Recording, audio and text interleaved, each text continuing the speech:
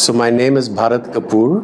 I'm 67 years old, which means I was born in the 50s, late 50s, and lived in India through the 60s, 1960s, 70s, 80s, 90s, and the 2000s. Yes, India was very different then. There were no mobile phones, there were no television sets. Black and white television really came in the early 60s. There were a couple of programs. If somebody could afford it, it was a community activity in terms of Doordarshan and Chitrahar and a Sunday movie if you were lucky. Black and white color came in 1982 with the Asian Games. Satellite came in, I think, about 10 years later. So that's as far as television goes. Mobile phones came in the 1990s. There were no phone connections available. You had to know a politician or a bureaucrat in the 60s or 70s, and the waiting list was anything from 2 years to 10 years to get a phone connection. So there were two brands of cars available in the market. There was the Ambassador, the Fiat, as it was known in the 50s and 60s, and which later became the Premier Padmini. The Maruti was introduced sometime, I think, in the 80s, the Maruti 800, which was selling in black at a major premium. The waiting list for the Ambassador and the Premier Padmini was again about 2 to 3 years unless you knew somebody. A gas connection, which is a gas cylinder, the LPG cylinder, the waiting time was again about 2 or 3 years. So it was a time of rationing, as it were. There was a lot less available. 60s, they also banned Hollywood movies. So the only movies that came in were Russian movies, which showed at a movie hall called Plaza in Connaught Place. And otherwise, it was Hindi movies, and things like Sholay and similar films really worked well. Till the late 70s, Indian cinema was primarily romantic movies. Amitabh Bachchan first came in with a fairly sensitive, emotional film called Anand, etc., where he was successful, but then became the action hero with Sippy's films. Music changed.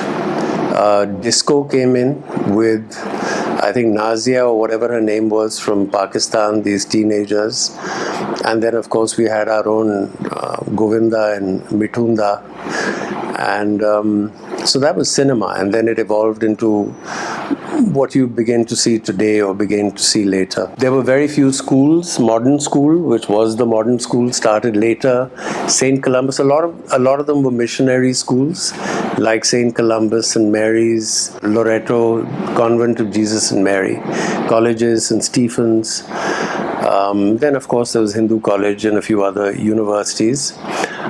Again, transport was the equivalent of DTC buses, which were called DTU buses in those days. There was no metro.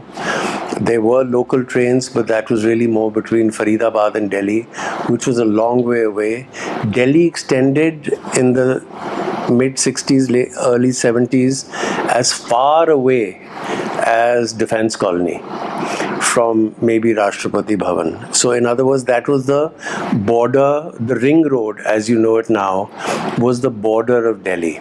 But Delhi extended into Old Delhi, which was Daryaganj. So a lot of the refugees which came in from what became Pakistan, Lahore, Rawalpindi, etc., settled in the Karol Bagh area. A lot of them were retailers, worked as shop assistants, etc., in various shops. Well, then it also brought in some north-western cuisine, like kulfis. Saturdays, Sundays in the mid-late 60s, they started Qawwali music, which then came into Delhi as becoming popular. They were really called from the Dargah in Nizamuddin, and they used to come over the weekends. Nobody had heard this music before outside Nizamuddin. Publishing was nascent.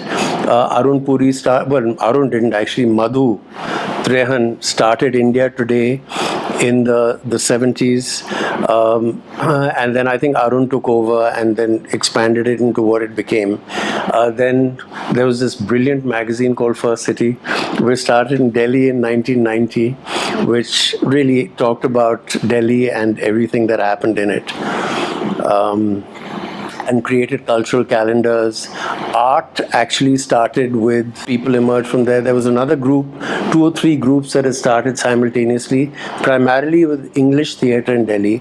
Marcus Murch set up Stage Door, Barry John and me set up, and a few others set up Tag Theatre Action Group, out of which grew Shahrukh and all these other guys.